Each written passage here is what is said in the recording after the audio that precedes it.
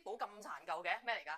呢啲呢係我1959年開始小學1年班至到6年班，仲有中學預科嘅手冊。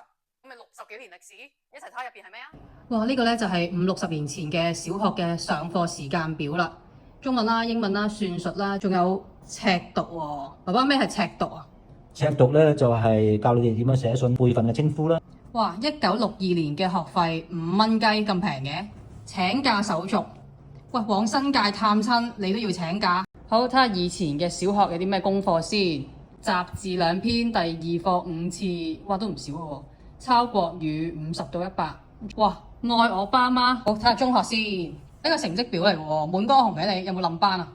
邊算滿江紅呢？呢個第2份成績表啦，個老師話你 talkative and inattentive，very naughty 喎，跟住仲要話 try to refrain from talking too much in class 喎。